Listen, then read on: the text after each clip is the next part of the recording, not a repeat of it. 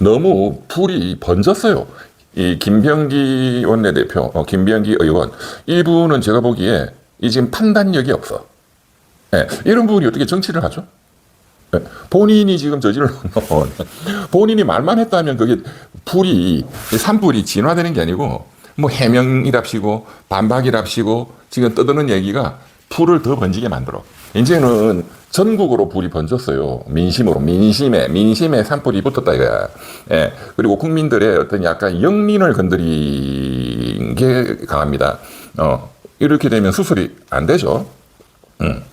국민들이 제일 폭발하는 게 뭐예요? 권력자나 뭐 정치인이냐 이런 자들이 첫째 수능은 뭐 그거는 뭐 용서가 안 되죠. 네, 그런 무슨 특혜가 있었다. 뭐 대학 입시에. 그 다음에 뭐예요? 군대, 뭐 자식 군대, 병력 이런데 무슨 특혜가 있었다. 이거 용서가 안 되죠. 이거 용서가 안 돼.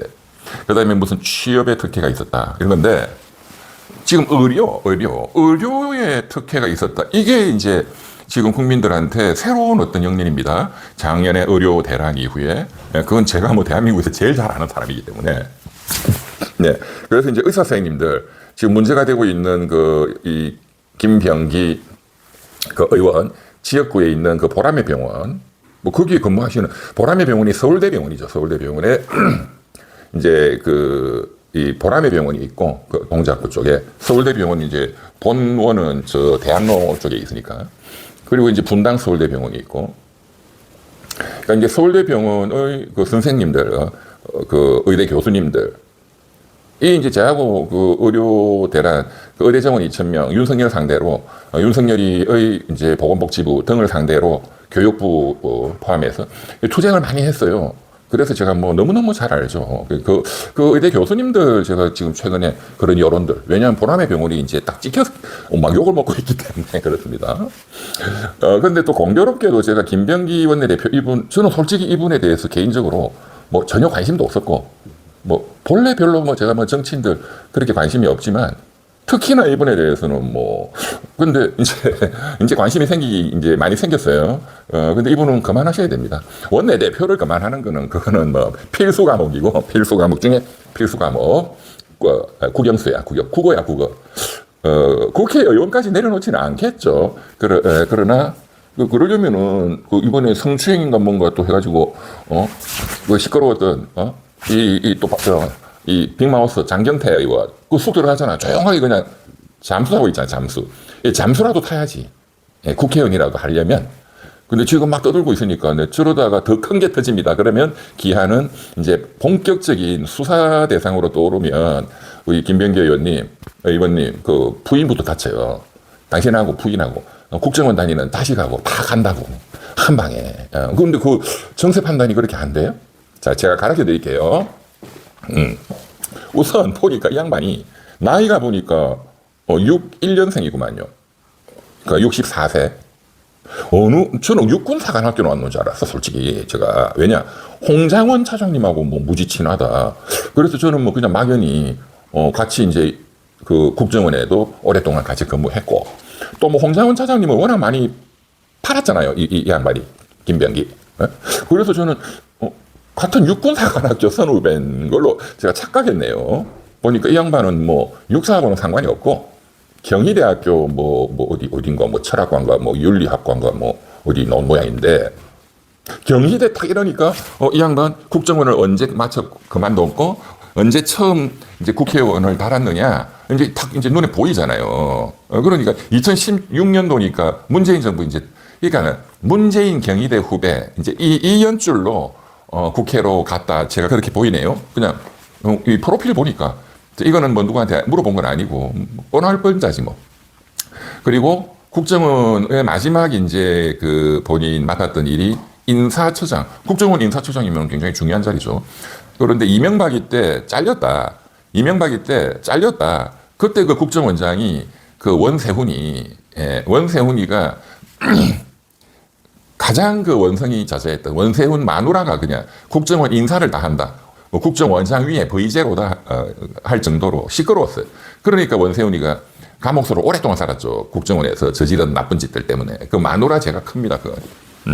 그러니까 아마 이명박이 때 원세훈 원장 시절에 아마 이 김병기 씨가 인사처장 하면서 그때 당연히 이제 인사개혁한다 해가지고 그때 그랬거든요. 뭐 제가 그때 잘 알죠. 그때 쫓겨났던 것 같아. 뭐 재판하고 뭐 그러면서 정치권으로 아마 경의되니까 문재인 그런 라인으로 그때는 문재인 씨가 아마 그 민주당 대표할 때나 뭐 공천권 주고 할 수 있는 때였겠죠. 그때는. 그리고 이제 뭐 박근혜 최순실 게이트 터지고 문재인 이제 대통령이 됐으니까 막 뭐 잘 나갔겠지. 어쨌든 뭐 그런 것 같고요. 제가 이제 홍장원 차장님은 뭐 이전에는 잘 몰랐는데 올 초부터 이제 친해가지고 예, 뭐 제가 형님이라 제보다 2살 위시니까 예, 그래서 친한데 술도 뭐 자주 마시고 홍장원 차장님한테 제가 뭐 김병기 이런 사람은 물어본 적이 없어요. 관심이 없어가지고. 예, 그런데 올 그 4월 달인가요? 그 이제 민주당 원내대표 이렇게 선거를 앞두고 서영교 의원하고 이 김병기 의원이 이제 서로 경쟁한다. 그래서 뭐 경쟁을 뭐 하겠지. 저는 뭐 관심이 없었는데 그 경향신문 유튜브 거기에 그때 제가 나갔었는데 그 구교형 기자가 이제 앵커죠. 구교형. 제 서울대학교 후배인데 그리고 뭐 오윤혜 앵커 둘이서 같이 저보고 물어보시더라고요. 그 원내대표 선거에 대해서 뭐 김병기 뭐 후보 이렇게 어떻게 생각하느냐 해서 뭐 나 아무 관심이 없다. 김병기는 뭐 아는 사람인지도 나는 모른다. 그냥 얼굴 좀 똑똑하고 뭐 국정원 출신이고 뭐 홍장원 차장님 뭐 되게 팔고 뭐 친하다 하던데 뭐 그 이상은 모른다. 그렇지만 이제 서영교 의원이야 뭐 지명도 인지도가 굉장히 높으신 분이고 정치를 오랫동안 했고 또 이제 그 서영교 의원이 이화여대 83학번인가 그럴 거예요. 저는 이제 서울대 84학번인데 같은 운동권 출신이기 때문에 제가 서영교 의원님은 또 굉장히 파이팅이 좋고 정치인으로서 잘하시는 것 같아요. 투쟁도. 그래서 서영교 의원님은 뭐 제가 굉장히 좀 지지하는 뭐 개인적인 그런 인연을 떠나서 뭐 운동권 출신 중에 솔직히 말해서 국회에 와가지고 국회의원 의정 활동을 굉장히 잘하는 분은 또 많지는 않거든요. 그래서 나는 뭐 서영교 의원이 또 여러모로 인지도나 등등 보면 원내대표 뭐 되지 않냐? 뭐 앞설걸? 했더니 막판에 이게 이제 판도가 바뀌고 있다 이거야. 그 김병기 쪽으로 그 급격히 바뀌고 있는 이유가 홍장원 차장님이 나서가지고 뭐 어디 무슨 유튜브 방송도 나오고 등등 해서 이제 김병기를 밀어주고 있기 때문에 이게 판세가 좀 바뀌는 것 같다. 그런데 뭐 원내대표 선거야 뭐 일반 당원이 하는 것도 아니고 국회의원들끼리 하는데 민주당 의원들이 그 뭐 홍장원 그 영장을 그렇게 봤나?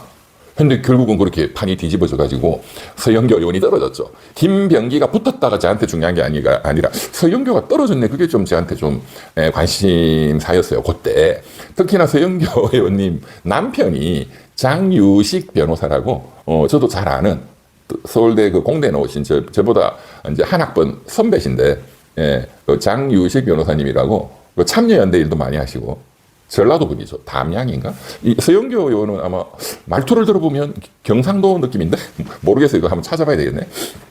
어쨌든 그 남편이 또 법조인이고 저가 잘 아는 또 운동권 출신 그 장유식 변호사님이고 해서 제가 서영교 의원님이 되면 뭐 더 좀 좋겠다 뭐 이런 그냥 막연한 그 코호트 의식이라고 해야 될까요? 코호트라는 거 아시나요? 같은 동시대를 살았던 사람들끼리의 어떤 동료의식 이런 거죠. 이제 같은 동시대 나이도 뭐 한 학번 차이고 같은 또 운동권 출신들이고 이런 동시대 동료의식이 강하거든요. 어떤 연대감 이런 게. 그 정도입니다. 어쨌든 뭐 김병기 원내대표 뭐 잘 하겠지. 뭐 내가 정치에 별 관심도 없고. 그런데 지금 이번에 이런 엄청난 어떤 개인 비리죠, 이거는. 그런데 그것이 터져 나오게 된 또 계기가 또 제가 좀 관심이 있습니다. 그게 이제 보좌진들, 보좌관 비서관을 6명을 한 방에 잘랐다. 그것도 어떤 굉장히 갑질 때문에. 그러니까 이제 그 보좌진들이 지금 여러 가지 폭로를 하고 있고 서로 간에 맞고소를 한다. 이쯤 되면 밑에 사람을 데리고 있었던 특히 이제 그 정치권에서 보좌관들을 그래도 데리고 있었던 상관이고 그런 관점에서 특히 원내대표식이나 되면 잘 다독거려서 내 동지로 만드는 게 정치인의 역량인데 그걸 원수를 만들어? 그것도 한 번에 뭐 6명을 그냥 확 잘라버려? 그거는 저는 정치인으로서의 자격이 없다고 봅니다. 그거 하나만 딱 보더라도 끌어안아야지. 그게 정치인 아니에요? 근데 한 큐에 잘라? 그거는 김병기 의원의 부인의 이 영향력, 부인이 거의 김건희 비슷한 V제로 짓을 하고 있구나. 이 부인 때문에 죽겠구나. 윤석열이처럼 이제 그런 게 눈에 확 들어오더라고요. 근데 특히나 그 내용이 굉장히 법률적인 그 문제가 많습니다. 보좌관들의 비밀이 보장되는 그런 텔레그램 단톡방에 그것을 도용해가지고 그 단톡방 내용을 확보했다. 이거는 여러 가지 범죄로 처벌 가능성이 있는 범죄입니다. 범죄. 통신비밀보호법 위반일 수도 있고, 예. 여러 가지. 상당히 심각한 겁니다. 근데 이제 그것을 이제 이 보좌관들이 고소를 했다 이거예요. 이제는 수사가 이미 들어간 거예요. 수사가 고소가 됐기 때문에. 그리고 이제 민주진영인 사세행, 사법정의 바로 세우기 행동, 그 김한매 대표가 어제 뉴스에 보니까 또 정식으로 그 부인 등하고 김병기 의원에 대해서 또 뭐 뇌물, 청탁금지법 위반, 그건 아마 이제 대한항공 그 서귀포 카호텔 이용, 그리고 저기 동작구 의회 부의장 민주당 쪽 한테 또 이제 법인 카드, 법카 갖고 와 땡겨서 쓰고 이게 굉장히 파렴치한 범죄죠. 그리고 심각한 범죄로 번질 가능성이 저는 높다고 봅니다. 돈 문제가 나오면 여기서 그치는 게 아니거든요. 돈 문제는 더 큰 게 나옵니다. 큰 금액이 나옵니다. 목돈이 나와. 두고 보세요. 자식 전세 자금이다, 아파트 자금이다, 결혼 자금이다. 이제 줄줄이 터져 나오면 금액이 커집니다. 네, 뇌물죄는 1억이면 10년입니다. 징역이. 마누라가 받았으면 남편도 공동정범으로 처벌받을 가능성이 굉장히 높다. 그리고 국가 돈을 법카 그거를 금액이 커지면 국고손실죄입니다. 굉장히 심각한 범죄로 번질 가능성이 높다. 그런데 이제 이 보좌관 비서관 6명 중에 3명이 변호사다 이거예요. 변호사다. 그러니까 또 제하고 중첩되는 지점이 있는 거죠. 그리고 이분들이 그냥 조용하게 사는 개인 변호사가 아니고 서울지방변호사회나 대한변호사협회나 이런 데서 굉장히 적극적으로 활동하는 그런 활동 과정에 이 김병기 의원을 알게 돼가지고 이 변호사 3분이 그 보좌진으로 원내대표실로 이제 가서 활동을 하게 됐다. 이제 이런 걸 보면 이 잘린 3명의 변호사, 이 인보좌진 이 3분의 반격이 그렇게 만만치 않을 거다. 오히려 김병기 원내대표의 화력보다 이쪽의 화력이 훨씬 더 저는 셀 거라고 봅니다. 지금 하는 걸 보니까. 네, 이 보좌진 쪽의 대응 방식이나 또 이렇게 화력을 쏘는 내용을 보면 여기는 프로들이고 김병기 원내대표는 완전 아마추어야. 게임은 끝난 거죠.